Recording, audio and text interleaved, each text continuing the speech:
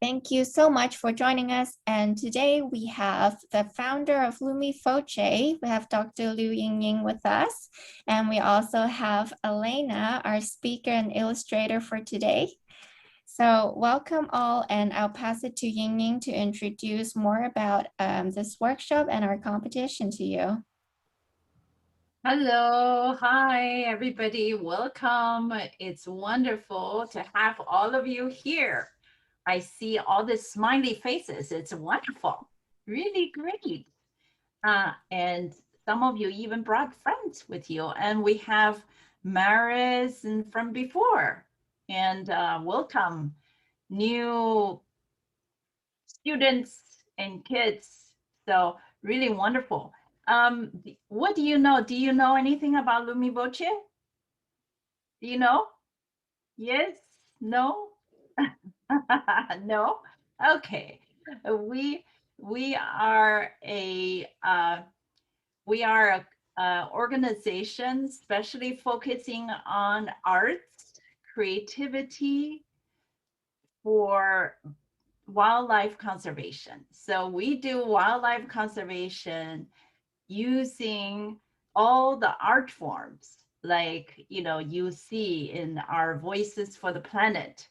So you can draw, you can sing, you can make a video, you can take a photograph, you can write about wildlife. It's all a whole lot of fun and creativity.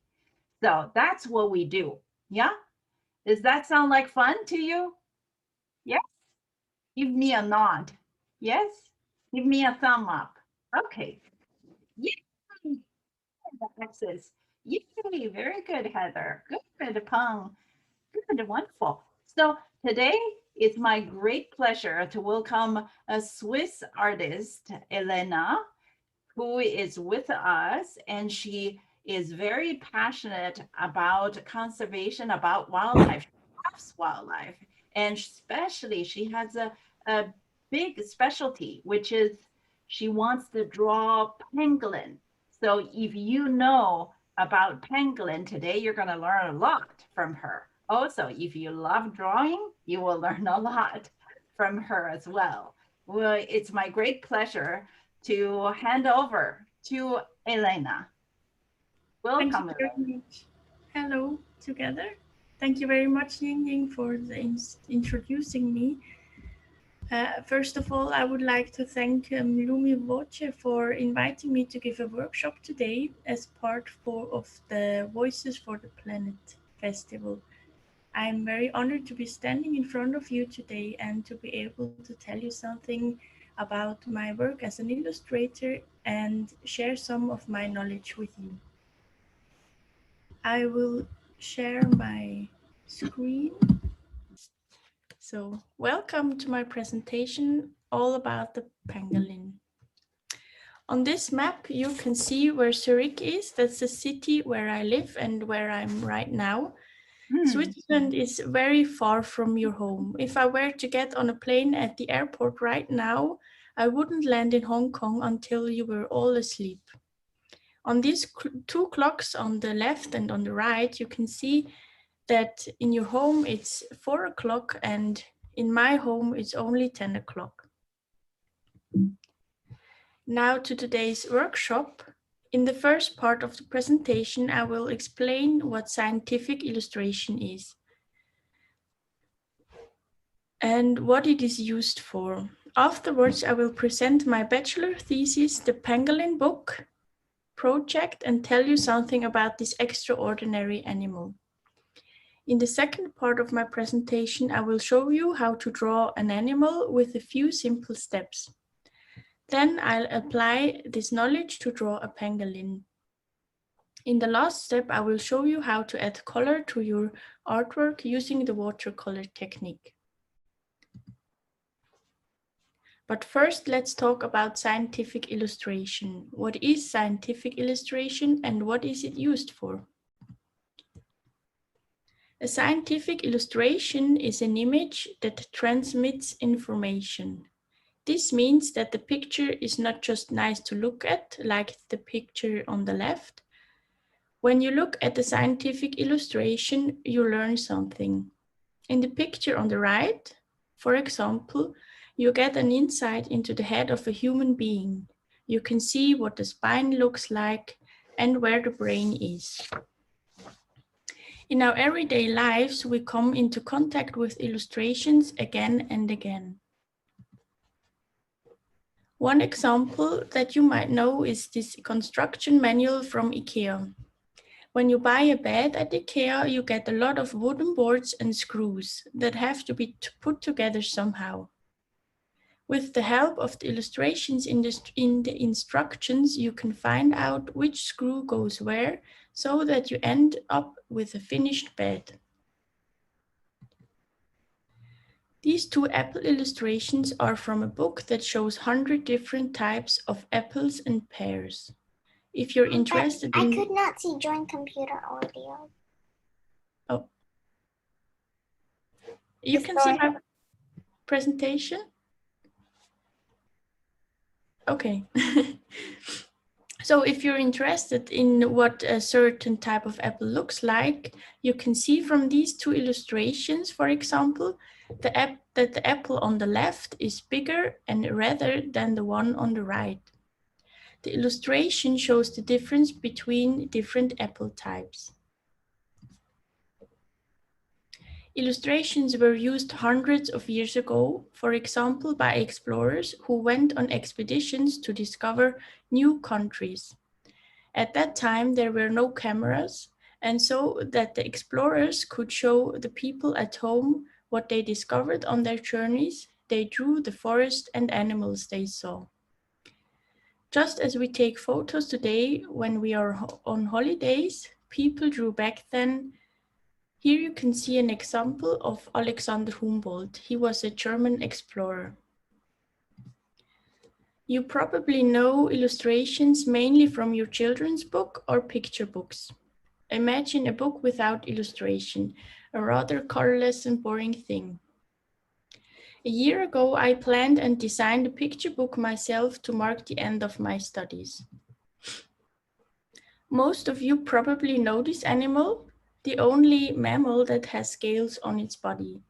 It's the pangolin. Maybe you also know that this extraordinary animal is on the brink of extinction. It is hunted by humans for its scales and meat. The scales are mainly used to make products for medicine. Just like the blue whale or the rhino, there are only a few pangolins left on this earth. That is why we have to stand up together for these animals and protect them as best as we can. But before we can protect something, we have to know that it exists at all. Here in Switzerland, where I live, unfortunately, very few people know the pangolin. This is the reason why I decided to make a picture book about it. It is important to me that children in Switzerland also get to know this animal like you do. In my book, I show the children how the pangolin lives and what special habits and characteristics it has. In the next 3 slides, I will show you 3 pages from my picture book. First of all, I would like to say that I did my book on the Chinese pangolin. As you may know, there are 8 different pangolin species, and since they are all different sizes and have different scales, I decided to make my book about only one pangolin. On this first page, the pangolin is introduced. The reader learns that the pangolin is about as big as a domestic cat. It was important to me to compare the animal with one that most children know, and since many people in Switzerland own a house cat, it was obvious to compare the pangolin with the house cat. The countless scales that the pangolin has are made of the same material as our fingernails. Like our fingernails when they broke, they can grow back when they are broken off. In addition, the pangolin can move each single scale. Now for the pangolin's favorite foods. Ants and termites. To get to its meal, the pangolin sometimes has to climb large trees, as the ants sometimes build their nests high up on the branches. Fortunately, the pangolin is a very good climber. With the help of the strong and long claws on its front feet, it climbs skillfully through the treetops. Sometimes when the pangolin is too lazy to climb back down the tree, it drops from the tree to the ground. Fortunately, the hard scales cushion its fall to the ground. By the way, the hard scales can protect the pangolin in almost any situation. When the pangolin is scared, it curls up into a ball so that you can only see its scales from outside. Not even the teeth of lions can hurt it. Unfortunately, this defense mechanism does not protect the pangolin from humans. Rolled up into a ball, like this, people can easily pick up the pangolin and take it away. That is why the pangolin is so endangered and in urgent need of protection. This last page is about the very special prey technique of the pangolin. To get its food, the pangolin sometimes lies down on the floor, like you see it on the left, and puts up his scales. The ants, which see the pangolin as an enemy, crawl under its scales. Immediately, the pangolin snaps its scales shut. The ants are now trapped under the scales. The pangolin then goes into the water where it raises its scales again. The ants fall out and as they cannot swim, they drown in the water. Now the pangolin can lick the ants out of the water with relish. As you can see from these 3 pages, the pangolin not only has a special appearance, but also very special and funny habits. To save this unique creature from extinction, the first step we need to take is to raise awareness. Tell your friends and family about the pangolin and that it is endangered. The more people know about the problem, the sooner it can be saved. Now to the technique I used. I worked with different techniques to create these illustrations. In the first step, I drew the pangolin with only lines, as you can see in the screen. I used photographs that I took at the zoo as a template for my drawings. We have only one zoo in Europe, this one is in Germany, that keeps pangolins. And since I wanted to see the animals face to face, I traveled there at the beginning of my work.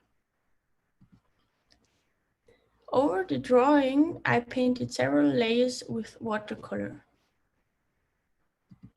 On the top of the watercolor layer, I also worked with colored pencils. With the help of the pencils, it was able to define the individual scales a little more. Afterwards, I scanned the picture and added the finishing touches with a digital brush in Photoshop. In our workshop today, I will proceed in a similar way. I will also show you how to draw an animal linear and how you can then use watercolor layers to create a beautiful illustration.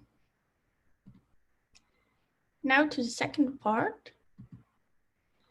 I will show you a few tips on how to draw an animal with the help of these 3 animals: the flamingo, the panda, and the giraffe. Let's start with the giraffe. First of all, before I start drawing, I look at the animal closely and try to see how the animal is built. Is it big or small? Is it thin or rather compact? Does it have a lot of fluffy fur or rather short fur? If you look at this giraffe, for example, you will see that it has a longish head and neck. The body, on the other hand, is similar to an oval. The giraffe is overall very slender and has only very short fur.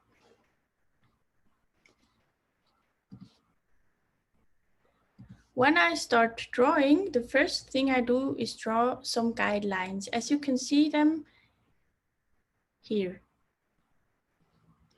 I place these lines at the top and the bottom of the animal, the feet and the head. I add a line where its legs join the body and also one where the neck starts. These lines help to create the first shapes and maintain the proportions of the animal. As you can see in the picture before, I start with the head by drawing a narrow oblong shape. After the head, I draw the same shape but a bit longer. This gives us the neck of the giraffe. The body looks like a lying oval. And where the legs are anchored in the body, I draw circles. The legs are two thin rectangles.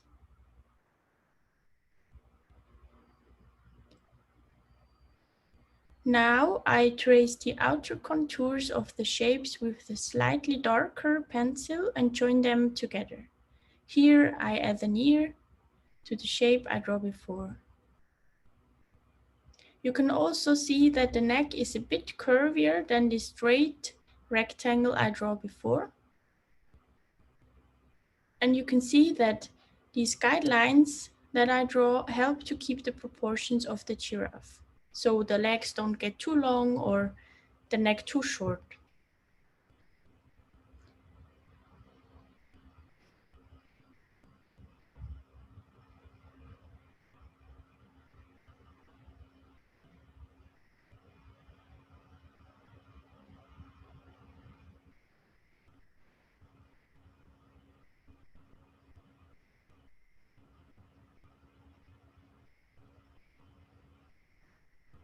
So the tail and finished is the giraffe.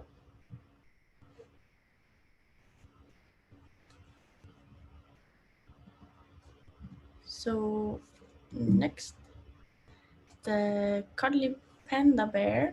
As you can see, you need a lot more round shapes to draw a panda bear, while I used oblong rectangles for the head, neck, and legs of the giraffe. Here I work almost exclusively with circles or ovals. This is because the panda is less angular than the giraffe.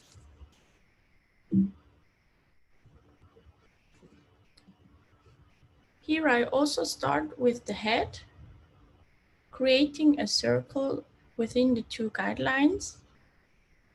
Then comes a slightly larger oval for the body. The ears, the hands, the paws, and the feet are also built with circles.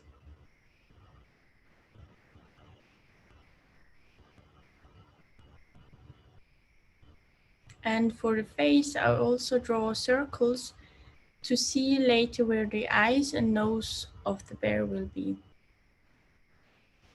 Now trace again the outer contours of the shapes again with a slightly darker color. You can see in the picture on the right that the ears are not completely round. Also, the head is not just a regular circle. To recognize the paws, you also need to add the claws of the bear.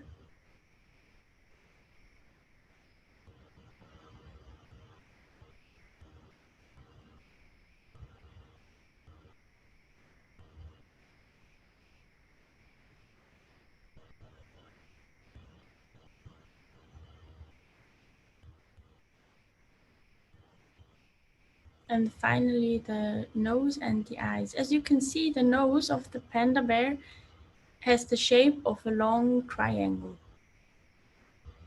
And of course, if you would have to color the arms and the legs also black so that you can recognize the drawing as a panda bear, because otherwise you can tell if it's a brown bear or a panda bear because their body shapes are very similar.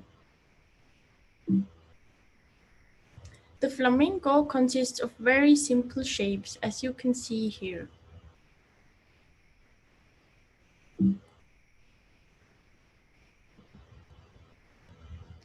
So for the head, you draw a simple circle, and the neck looks like the letter S, but mirrored and ends in an oval. So you just make a mirrored S and between the head and the body. The legs are so thin that I draw just 2 simple lines, and for the knees of the flamingo, I draw 2 circles. When drawing with the darker pencil, I trace the shapes again. I simply make the S shape a little thicker so that it forms the neck of the flamingo.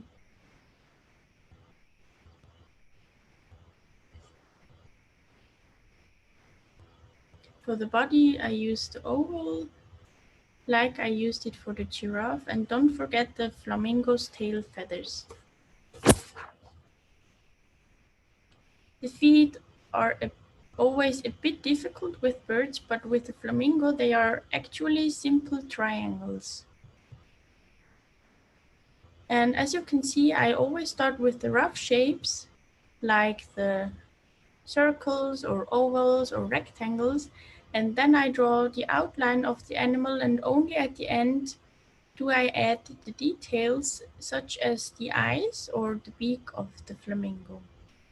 Hi, Elena. We have a question from Yarshini. Oh, yes.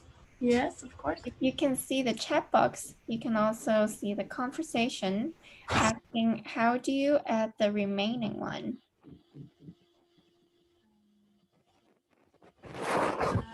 What was the question? Sorry.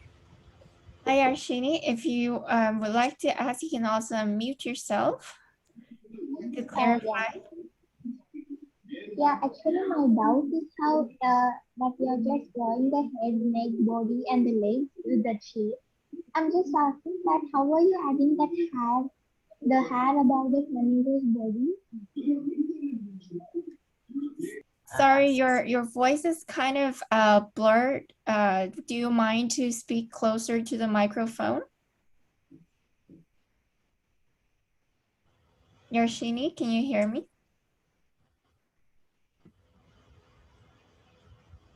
Okay, let's get back to our question at the end. Sorry to interrupt. No problem. So I answer it later, okay? Sorry. Oh, okay, sorry. Her question is, how will you draw the hair? I guess she's asking the feather of the flamingo or the panda. So if you have a look at the panda, you can see he has really short and cuddly hair. So I will just do some little paint lines, and with the flamingo, as you can see, his feathers are really one moment. I need to. Great job, Axis. I saw your drawing. That looks really good.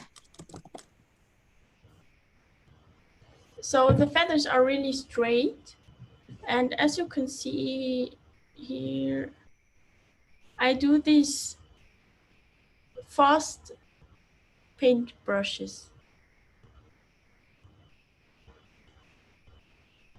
You know? Is it okay?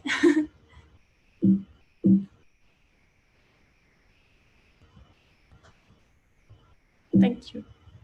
I think Yoshini's question is, how do you finish the painting with the details? Like, right? Okay. Yeah, like the hair, like the scale, like the feather. How do you do that part? Are you going to talk about this later? Yes, I'm coming to the pangolin, and I'm doing it more detailed, and later with when I add the color, I talk about the details and how to add them. Great. Okay. Great. I think that's what Yarshini is interested. And I think Axis already draw a what was that? What did you draw? You draw a flamingo. Yeah. Good.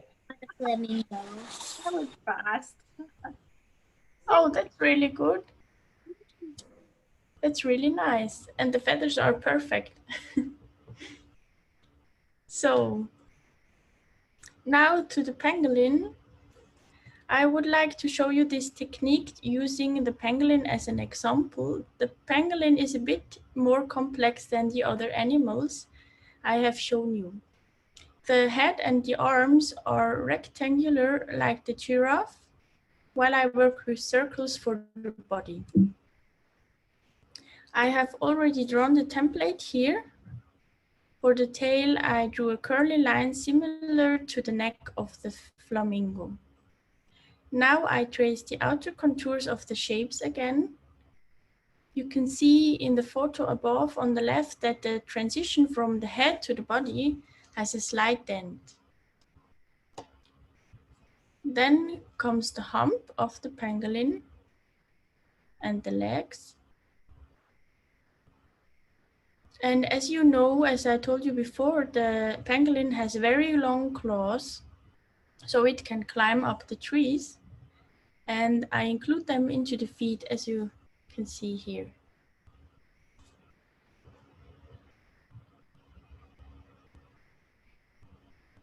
So the hind foot, also with claws. You can see it here on the photograph.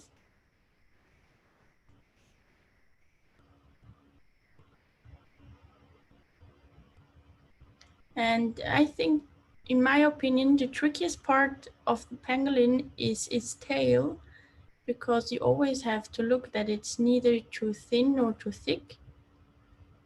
I also made a mistake here.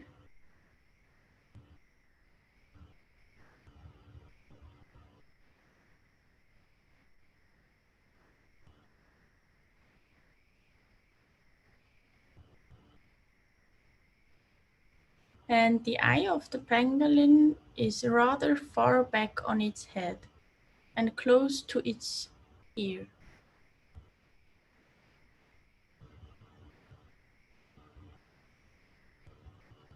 And now to the scales. So here the ear and the scales, they are very regular on the pangolin's body.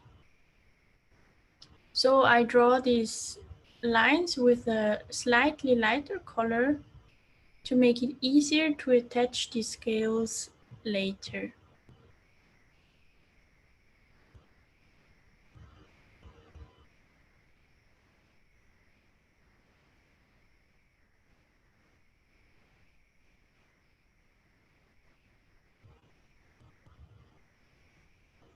With this blue color, you can now see not in slow motion, in fast motion, how I drew the scales. Oh, it started.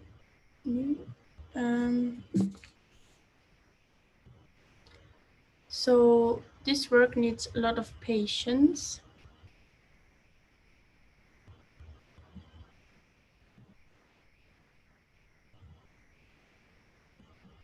And as you can see, they are always on the same line, and they're not just, they don't just cover the body wild, they're really all in these lines. So first of all, I always draw these lines so I can see where I need to attach these scales.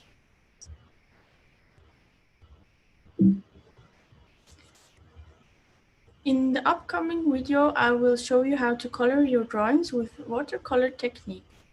When you work with watercolor, I don't know if you have used it before, you always work from light to dark colors.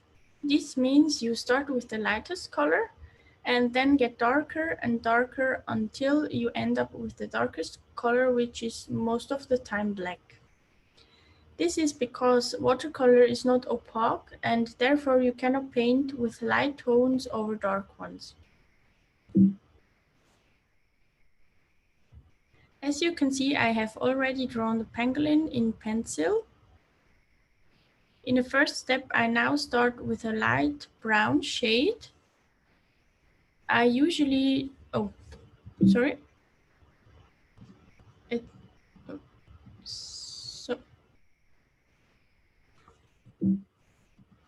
Sorry. I usually do a short color test before I start painting to see if I have the right shade on my brush. I now paint the whole animal with this light brown. This is now the base color of the pangolin. I now mix a slightly darker color. With this color, I paint everywhere where there is not much light. I leave the head, which is illuminated by the light, much lighter than the back of the pangolin, which lies on the ground and where almost no light reaches. I apply the same principle to the next color.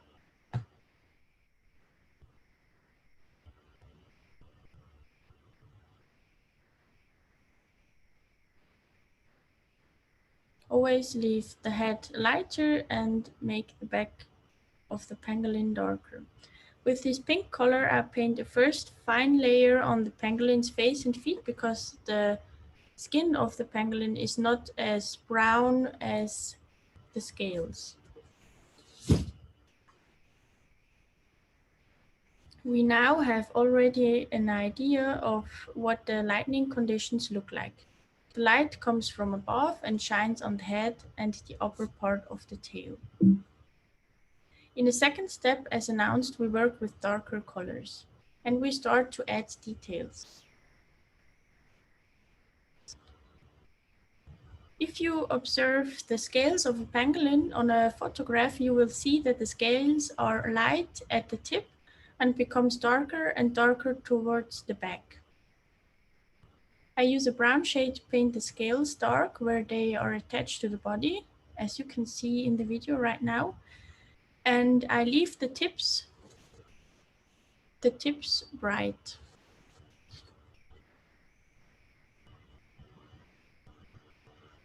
This way you slowly begin to recognize the pattern of the pangolin's shell.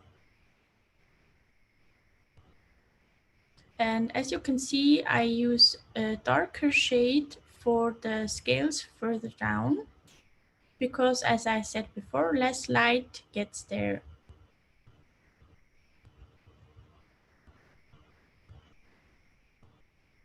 You can also start boldly with dark paint and then smudge the paint a little with a wet brush.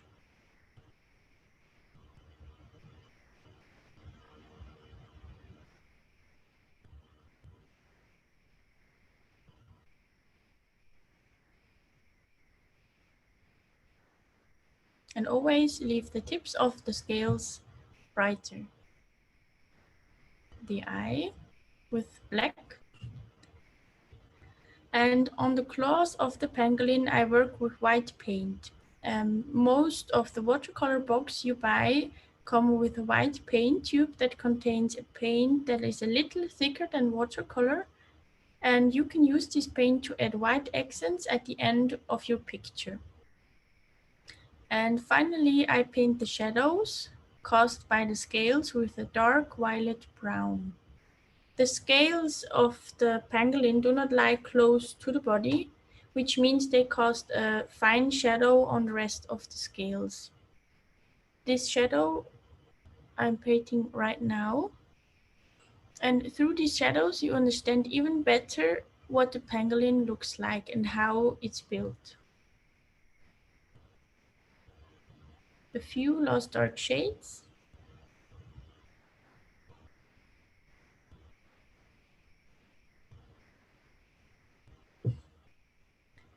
And you have finished your pangolin. As you can see here, I've scanned this picture that I drew before. And as you can see, it's not very detailed, not as detailed as the picture I draw for my bachelor thesis, my pangolin book.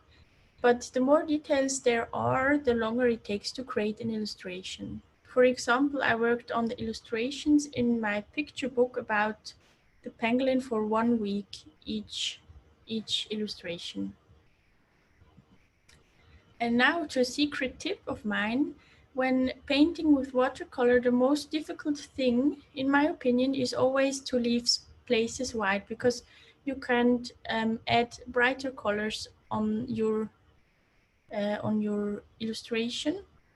And as you have seen, I didn't manage to leave the claws of the pangolin white properly, so I had to paint over them with a slightly thicker color. There is, however, a good solution for this problem. It is called a masking pen. This masking pen is made of a kind of liquid rubber.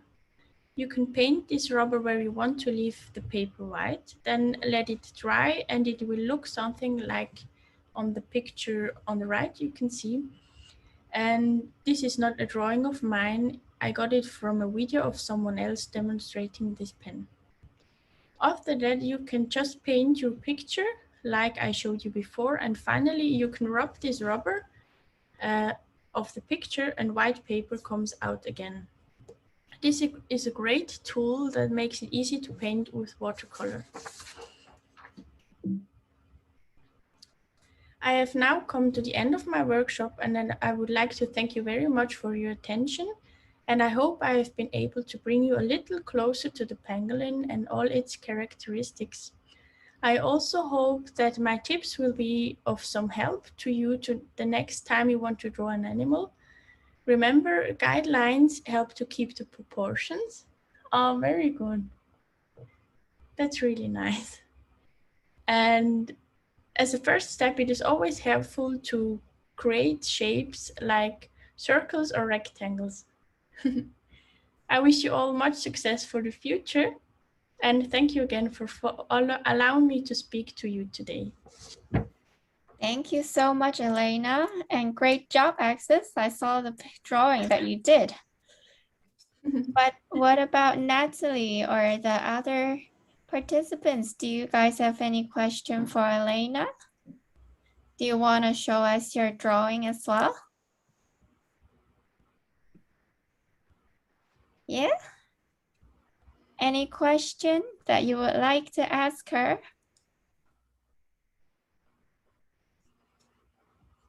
Oh, good job, Pang.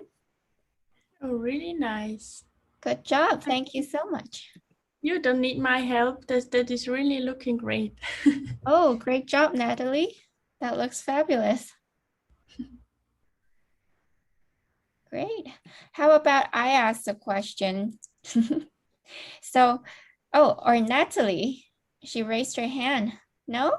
Oh, I thought you raised your hand. Anyone wants to ask a question? Okay. Well, let me ask the question then. So I'm interested, out of all the animals, why would you have such a strong connection with pangolin? Or where did you first have contact with, knowing about this animal? The first time I came in contact with pangolins was when I read an article of the WWF. How do you say that? Yes, okay. Yeah. And they 3 years ago, I think they had an article about the pangolins, and I never saw them before. And I thought, oh, they look like how do you say Gürteltier? One moment. People in Switzerland always think they are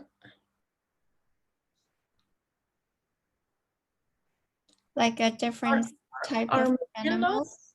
Armadillos, you know them?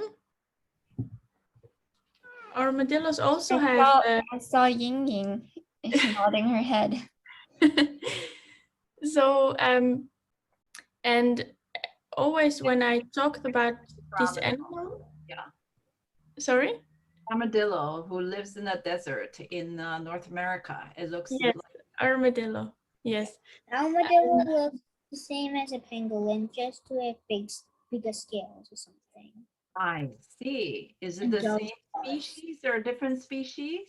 It's a different species, just with dull claws or something. Ah, you know your scaled animals, Axis. You know much more than most of the people in Switzerland, because everyone here thinks a pangolin is an armadillo because they have a shell and They're some, not. but they're not They're not. right. Armadillo is a different species of dog claws and bigger. Oh, It's exactly the same size, just with dull scales and bigger,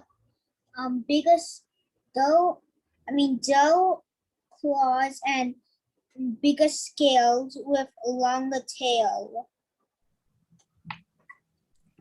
oh, great job. Yeah. Maybe I can quickly share what it looks like. Oh, what is this one? This is the armadillo, actually. And then the pangolin we're talking about today is this one. Does it look similar? Yeah?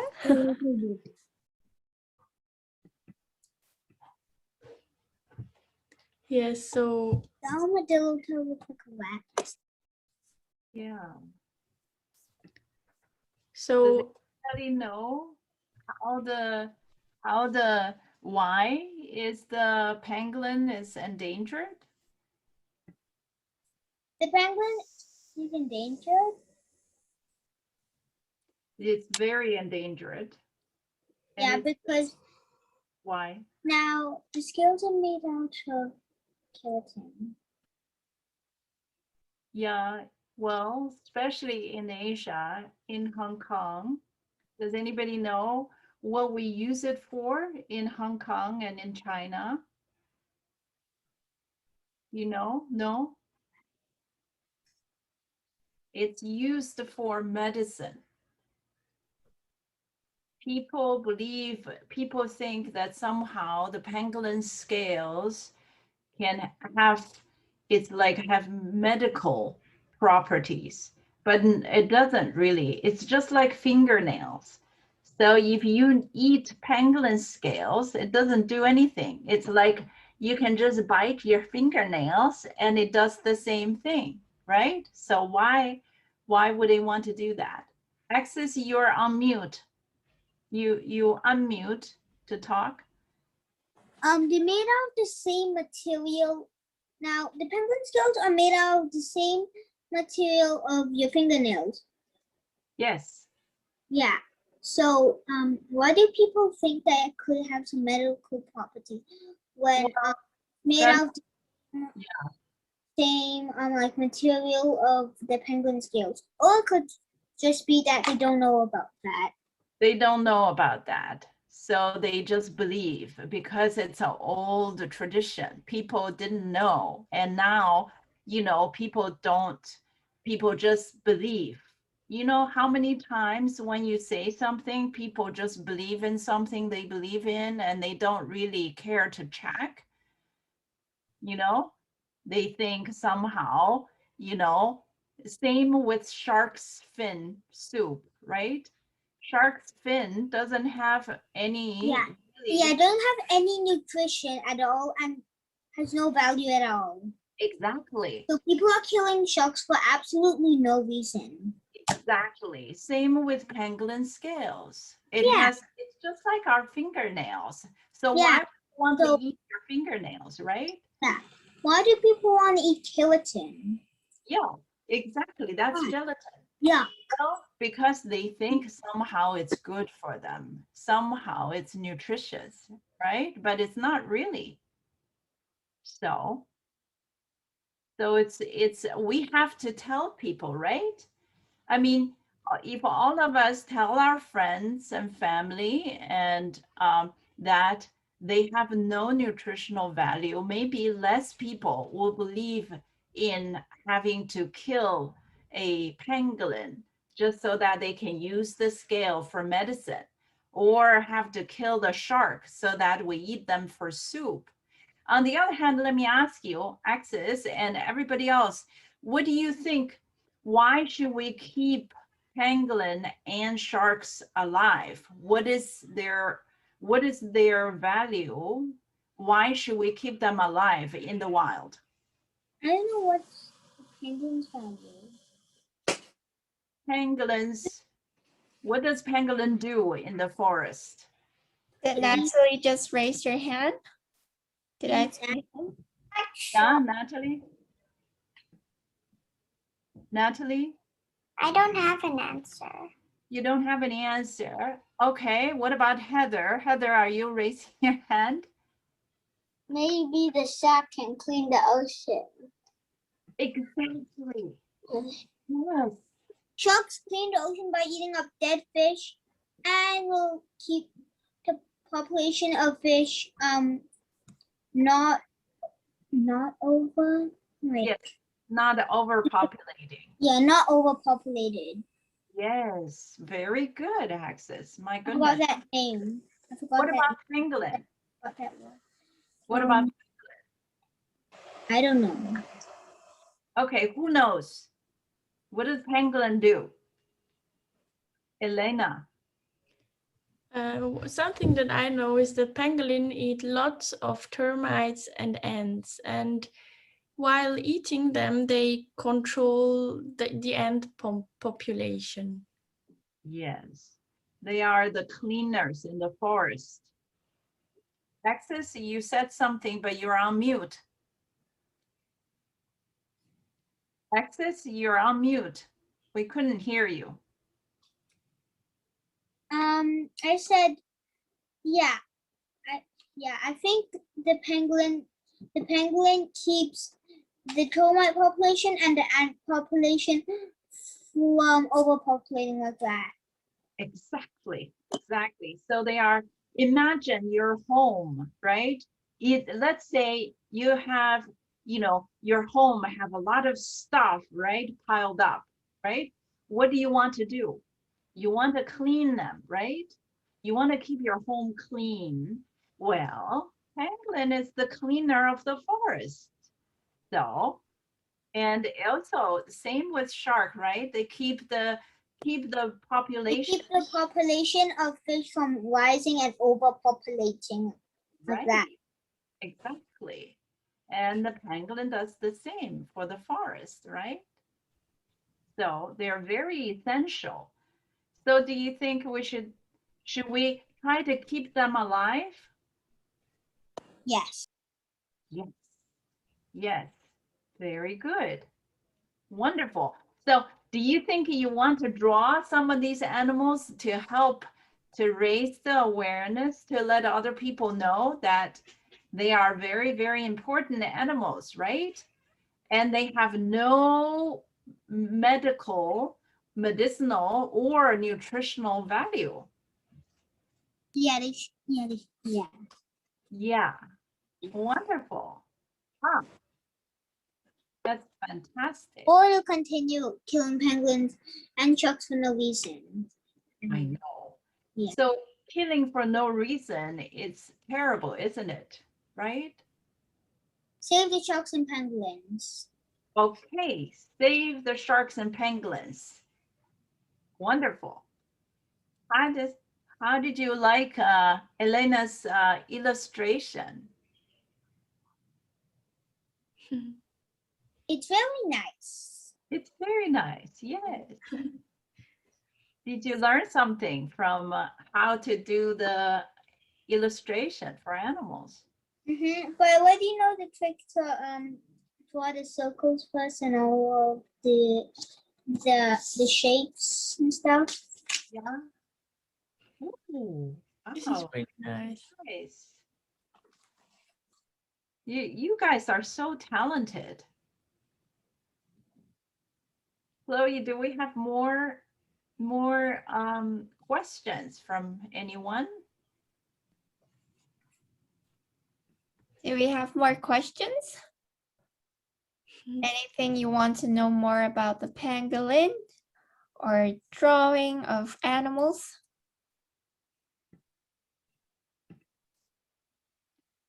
Last chance. Pang was saying something, but we can't hear you, Pang.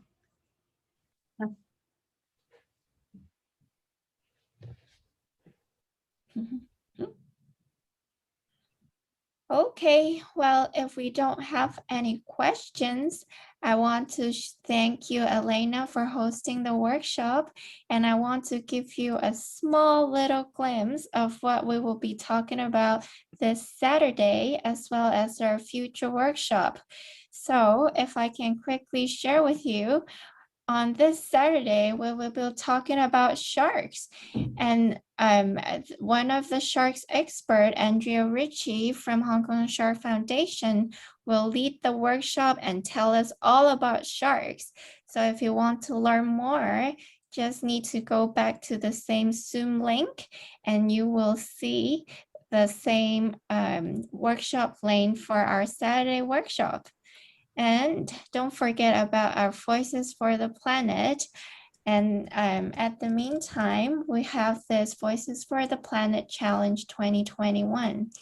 If you go to our workshop link, you will see over here, you can find all the information you need, as well as next workshop schedule. So don't miss out. And thank you for joining us today. And we also, next Tuesday, we have what? We have a music workshop, right? Yeah. Next Tuesday, I think. Next Tuesday, we have music workshop by a Hollywood producer, Robert Copland. So we have so many more workshops coming up. So come join us, okay? And bring your friends. Yeah, okay. Okay. Well, Okay. thank you all for participating. And thank you, Elena. Really, it was wonderful. I learned a lot myself. Thank you. Give her a thumb up. Okay? Let's give her a thumb up.